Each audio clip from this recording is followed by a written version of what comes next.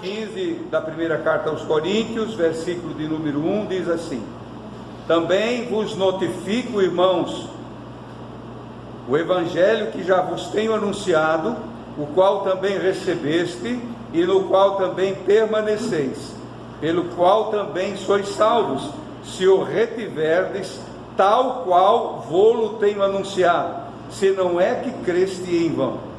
Porque primeiramente vos entreguei o que também recebi, que Cristo morreu por nossos pecados, segundo as Escrituras, o que foi sepultado e que ressuscitou ao terceiro dia, segundo as Escrituras, e que foi visto por Cefas e depois pelos 12, e depois foi visto uma vez por mais de 500 irmãos, dos quais vive ainda a maior parte deles, mas alguns já dormem no Senhor.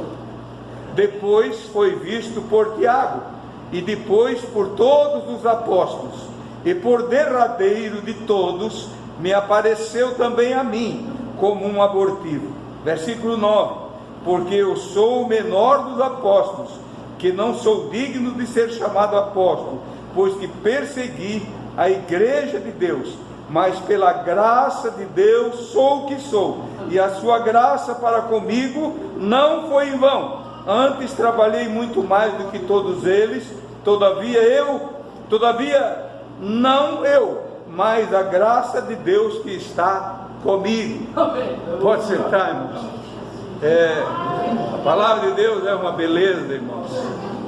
A fala escrita aqui e novamente falando conosco, elas saltam das páginas das Sagradas Escrituras e entram diretamente ao nosso coração.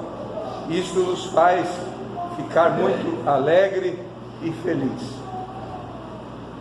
Nós temos, irmãos, temos que ter certeza de que nós estamos ouvindo, no lugar aonde estamos, o verdadeiro Evangelho, aonde congregamos, aonde vivemos. Nós temos que ter, isso é o mínimo que nós precisamos ter, certeza se é realmente a palavra de Deus que está sendo pregada ali. Senão você tem que fugir daqui, você tem que ir embora daqui. Não está pregando a palavra, o Evangelho é torcido, é distorcido, é um Evangelho diferente, é outro Evangelho, você tem que ir embora. Aqui não está pregando a palavra, então vai embora. Como disse o apóstolo Paulo, ainda que um anjo do céu desça aí e pregue outro Evangelho, seja ele anátema, ainda que eu mesmo chegue aí, quem que ia rejeitar o apóstolo Paulo, aquele querido obreiro? Mas chegou lá com outra palavra, falar diferente, dizendo que ele sempre, aprovando o que ele sempre tinha condenado, concordando com os erros, falando coisas que não eram princípios que eles tinham aprendido, e como o próprio Paulo, Paulo disse: fujam de mim, me deixem, vou embora, eu sou outro amaldiçoado, porque deixei a bênção do Senhor, estou sem a bênção do Senhor, estou sem a graça do Senhor, fujam de mim. Então, irmãos, eu quero e espero que os irmãos tenham certeza de que aqui vocês têm ouvido o verdadeiro Evangelho de Cristo. Tem ouvido ou não tem ouvido, irmãos? Vocês que têm que dizer isso, né? Porque nós somos suspeitos de falar isso, mas eu creio, irmãos, que com a responsabilidade que tenho com a salvação da minha própria alma, jamais eu poderei falar um outro Evangelho que não sirva para mim, para a minha salvação. Porque uma pessoa, quando chega a mudar para o outro Evangelho, como disse o apóstolo, ele está desviado do caminho, ele se esqueceu dos princípios, ele renegou a fé, não tem mais aquela fé. E aqui ele diz: também vos notifico, eu faço vocês ficar sabendo, irmãos, que o Evangelho que já vos tenho anunciado, o qual também recebeste e no qual também permaneceis, pelo qual também sois salvos, se o retiverdes, tal qual vô-lo tenho anunciado, se não é que creste em vão. Eu creio que não, irmãos. Ninguém está fingindo aqui de crer. Ninguém está fingindo aqui de que tem fé. Eu vou lá porque é um lugar que eu costumo ir. Eu vou lá porque eu tenho lá meus amigos. Eu vou lá porque eu gosto de cantar. Eu vou lá porque eu gosto de ouvir os hinos. Eu vou lá, pode até dizer, eu vou lá porque eu gosto de contribuir. Eu gosto de fazer isso, eu gosto de ajudar os outros. Enfim, eu gosto do pastor. Eu tenho uma namorada lá, eu tenho um namorado lá. É por isso que eu vou lá. Não, eu creio que todos que vêm aqui, irmãos, quando você vem vindo, deve vir com a cabeça erguida e sentir saudade desse lugar, porque aqui é a casa do pão. Aqui é a casa do pão. Aqui tem pão fresco todo dia. Aqui você pode saciar a tua alma. Aqui você pode receber essa água. Se está um pouco fraca essa fonte, que pode fraquejar, nós podemos fraquejar. Jesus era uma fonte que jorrava, e diz: aquele que beber da água que eu estou lhe oferecendo, de vocês também vai jorrar uma fonte. A fonte de Jesus sempre permaneceu no mesmo nível, com a mesma força, com a mesma virtude, com a mesma graça. Mas nós que recebemos dele, que somos humanos, passamos por momentos difíceis. Às vezes abre quase toda a torneira e só está gotejando. Só está gotejando. Peça, irmãos, que venha mais forte essa água, que tenha mais virtude quando tu abrir a boca. Seja para falar para ti mesmo, seja para orar por ti, ou seja para orar por outros, para testificar do amor de Deus, em qualquer hora do dia, da noite, da manhã. Mexeu, falou com Deus, abriu a torneira, lá tem água. É uma fonte viva. E ela é fácil de abrir, até as crianças abrem. Um novo convertido abre e sacia sua sede. E o novo convertido ainda tem mais força, porque ele nunca tinha tomado dessa água, então ele fica tão satisfeito, irmão, que ele não para de falar para todo mundo, que ele não para de dizer: eu fui lá e vem cá comigo, eu te levo lá, para tu também tomar dessa água que eu tomei. Então, irmãos, se é que não creste em vão, vim diante de uma fonte, como Jesus se apresenta para nós, e não saciar a nossa sede, irmãos, seria uma total perda de tempo. Eu vejo com tristeza, querida igreja, muitas pessoas se chegando ao Evangelho, mas não tem nenhuma marca de conversão. Parece que o selo da redenção está invisível. O selo da redenção precisa ser bem visível. Quando chega qualquer encomenda no correio, que teu endereço não estiver legível, não estiver claro, essa encomenda vai ser devolvida, vai voltar. E o Senhor não erra. O selo tem que ter um selo. O que vale é o selo. Está o nome do destinatário, está o nome do remetente. Se tu não receber, que é o destinatário, e eu, volta para o remetente. O Senhor disse através da boca do profeta Isaías que a minha palavra não voltará para mim vazia.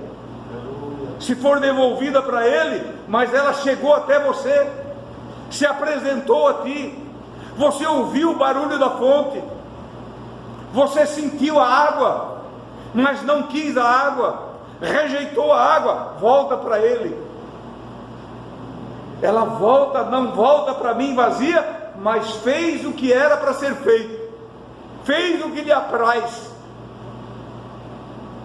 Paulo diz que para aqueles que rejeitam a palavra, nós temos cheiro de morte, mas para aqueles que querem a vida, nós temos cheiro de vida. Qual é o perfume que você tem exalado?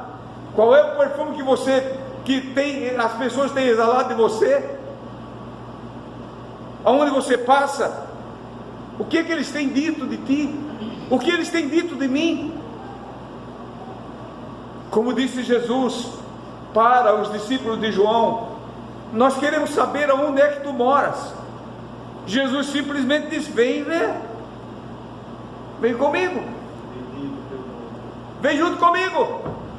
Eles seguiram o perfume de Jesus. Jesus disse: eu não tenho casa, não tenho morada, não tenho nada. Os passarinhos e os animais têm mais do que eu não tenho. Vocês querem ver? Mas ali estava a fonte. Aleluia, bendito é o nome do Senhor. Aleluia, bendito é o nome do Senhor. Bendito é o nome do Senhor. Aleluia, que está aqui no nosso meio. Quando Felipe encontrou Natanael, ele também disse uma coisa para Natanael. Natanael disse: eu não acredito que você encontrou uma fonte dessa. O que Felipe disse para ele? Vem ver, vem comigo. Antes de Natanael chegar até Jesus, acima distância, eis aí um verdadeiro israelita em que não há engano. Meu Deus, como é que tu sabe disso? Ele estava se chegando à fonte, não estava sendo levado pelo vento, mas uma curiosidade divina estava nele. Ele ansiava em ver e conhecer o Messias. Quando ele olhou e disse: meu Deus, como é que tu sabe disso? Ih, rapaz, antes de tu vir para cá, eu te vi lá embaixo da figueira. Eu sei quem tu és. Eu sei quem tu és. Fique aqui comigo. Coisas muito maiores tu vais ver. Fica junto comigo. Fica junto da fonte, minha irmã. Quando nós estamos junto da fonte, nós não temos tempo, irmãos, para deixar essa erva daninha nascer no nosso coração, que se chama raiz de amargura. Não nasce, não. Ela não se dá com a água santa. Tira, Banai. A fonte divina é veneno para a raiz de amargura. Ela morre já lá querendo nascer. Mas vem para a fonte. Parece que essa não é a mensagem escrita aqui, mas é sim, irmãos. É que está escrito aqui. E o que o Senhor está falando para nós nessa noite. Aleluia, bendito é o nome do Senhor. Porque primeiramente vos entreguei o que eu também recebi de Cristo, que Cristo morreu por nossos pecados segundo as Escrituras. Eu não entreguei uma coisa que eu não sabia. Eu não di para vocês algo que eu não conhecia. Eu fui alvo desta palavra. Eu fui transformado. Eu fui perdoado. Eu era um rebelde. Eu era um homem violento. Mas eu fui transformado. Eu estou entregando aquilo que eu recebi dele. E o que Jesus disse? Vocês vão receber dele, de mim, e vão dar para os outros também. A fonte da água viva. A fonte da água viva. Quem não vai querer, irmão, ser uma fonte de água viva? Todos nós vamos querer ser uma fonte de água viva. Bendito é o nome do Senhor. E que foi sepultado, segundo as Escrituras, porque primeiramente vos entreguei o que também dele recebi, que Cristo morreu por nossos pecados, segundo as Escrituras, as promessas, as promessas através dos séculos passados, desde o Éden, eu recebi dele, ele veio. E o versículo de número 4 diz: e que foi sepultado, e que ressuscitou ao terceiro dia, segundo as Escrituras. Tudo estava escrito sobre ele, e agora nós somos testemunhas dele. Ele não era uma testemunha ocular, mas conheceu algumas testemunhas que tiveram o privilégio de ver todo aquele processo, tudo que foi possível, que Deus achou por bem mostrar para os discípulos, o Senhor mostrou.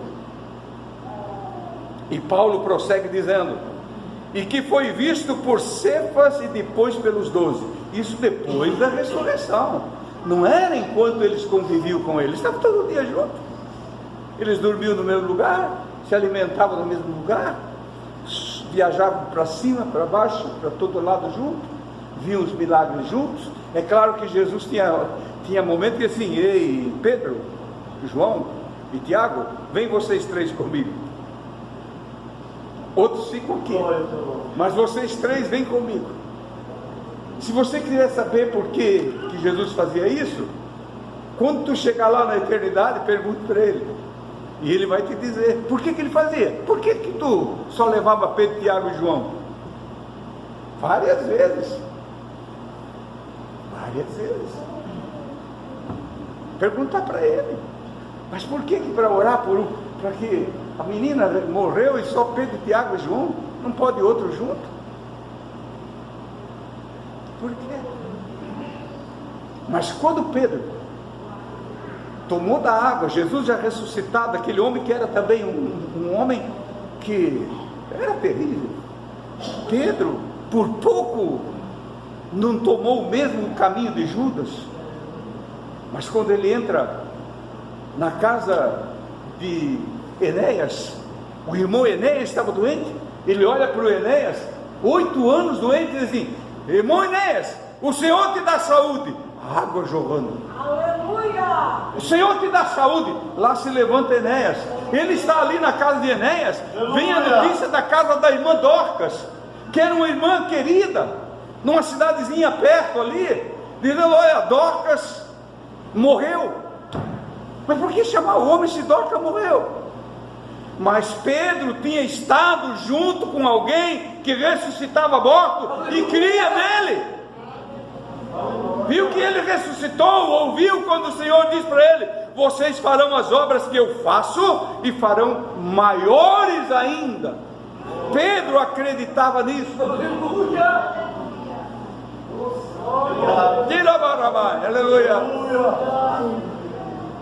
Quando chega lá, Dorcas está lá num andar superior, num salão grande, e todo mundo chorando. O que é que Pedro fez? Não tinha ninguém para convidar para ir junto. Mandou todo mundo sair para fora. Sai todo mundo para fora, eu vou orar. E ele orou. O que ele falou para o mestre? Não sei.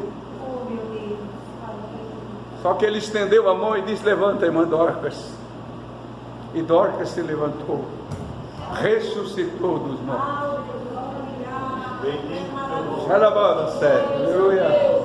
Tome da água que o Senhor tem para te dar. Sacia a tua sede. Irmãos, quanto nós passamos o dia reclamando, falando dos outros, e não dá isso, daquilo, tanta coisa mais. Por quê, irmãos? Coração vazio. Não tem a água, não tem a fonte divina jorrando. Está faltando tudo.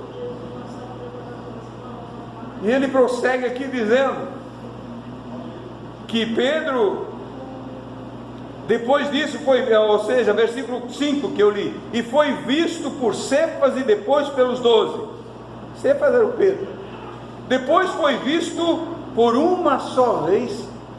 Isso a Bíblia não fala onde foi e quando foi, mas foi naquele inteirinho ali dos dias de Jesus ressuscitado e antes de ser elevado ao céu. Foi naqueles dias ali, naqueles 40 dias, que mais de 500 irmãos viram ele de uma vez só. O que esses irmãos tinham tomado para estarem ali, confiando e com certeza que ele havia ressuscitado? O que é que ele falou para eles? A gente não sabe, mas sabemos, irmãos, que o Senhor Jesus disse: aonde estiver 2 ou 3 reunidos no meu nome, eu estarei no meio deles. Amém. E ele está aqui, curando a tua dor, tirando a tua amargura, tirando a tua aflição. Ele faz essas coisas. Então, de uma só vez, visto por mais de 500 irmãos, dos quais vive a maior parte, mas alguns já dormem também. Com certeza, Paulo diz: aquele irmão foi um daqueles que viu Jesus ressuscitado. Aquela irmã também viu, aquela família também estava lá. Fala com eles que eles te contam bem. Quem eram eles? Em que momento fala é esse? A gente acha e comenta às vezes, assim um pouco receoso, sabe que é ou não é? Lá no Monte das Oliveiras, quando Jesus estava ascendendo aos céus, que ele estava ali e os varões galileus que estavam mais próximos dele, estavam olhando para cima e dizendo assim: Senhor, agora tu estás indo embora para sempre. Adeus, nunca mais vamos te ter aqui. Mas o Senhor não deixou eles assim. 2 varões de branco desceram do céu. O vir para o céu, ir para o céu no tempo de Deus, irmãos, é abrir e piscar de olhos. É a mesma coisa. 2 varões se implantaram ali, olhando. Varões galileus, que vocês estão olhando para cima? Como se completassem a frase, como se ele nunca mais voltasse. Que isso? Vocês não têm mais fé? Não está mais jorrando água aí? A palavra dele não está mais fazendo efeito? Da mesma maneira, do mesmo jeito que vocês estão vendo ele subir, um dia ele voltará. Aleluia.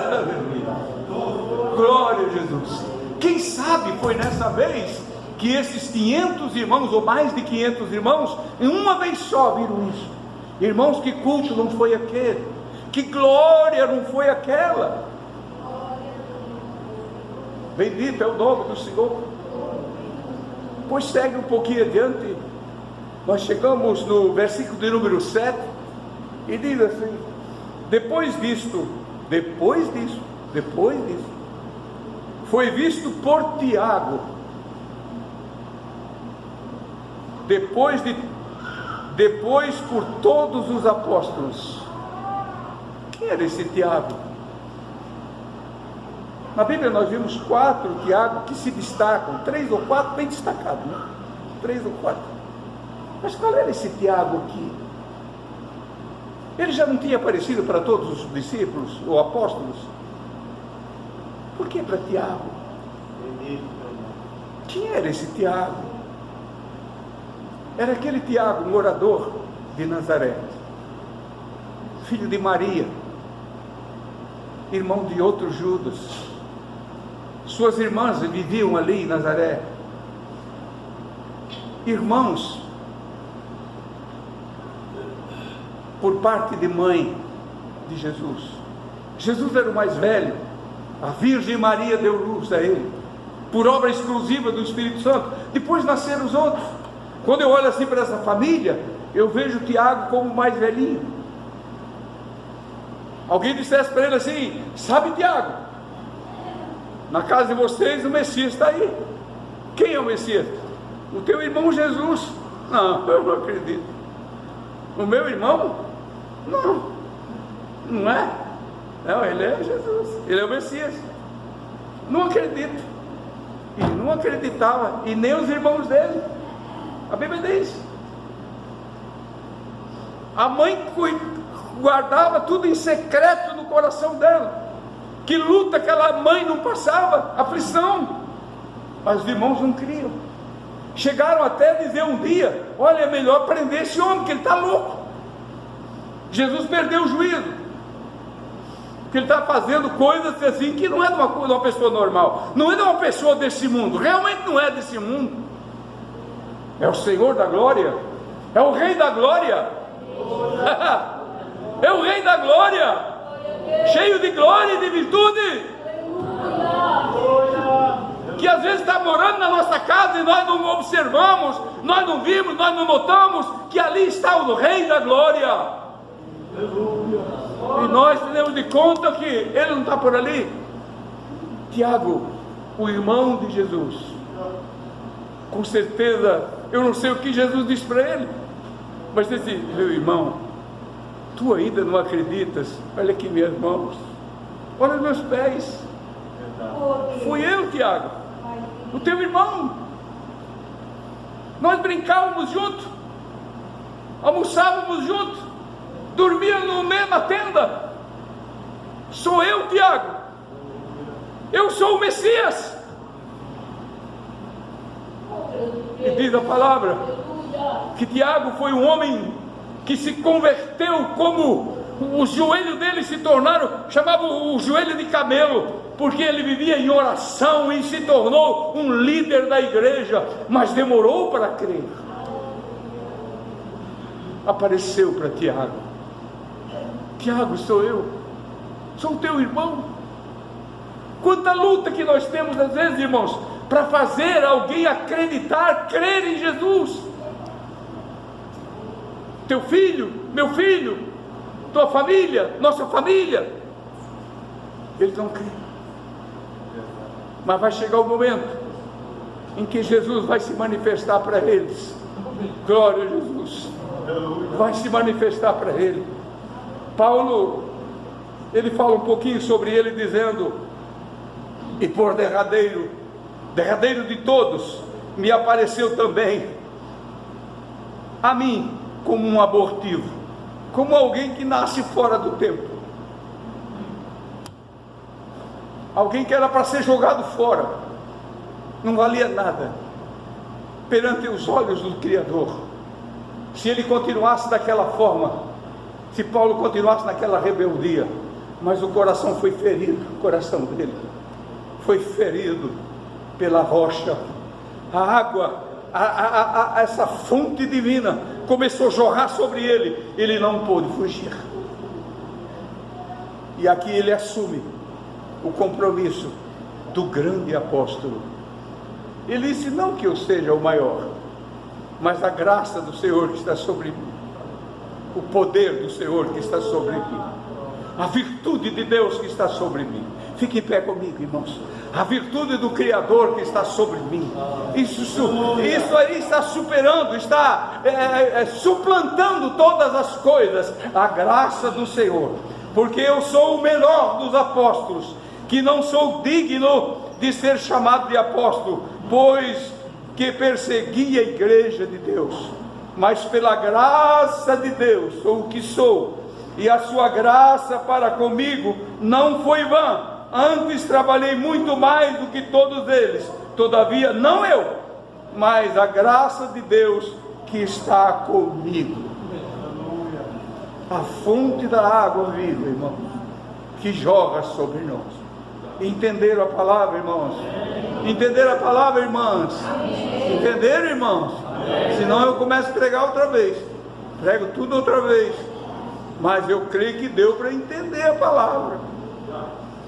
Vamos levantar nossa voz de oração, mas orar de verdade, irmão. Se tu não quer falar alto, fale baixo.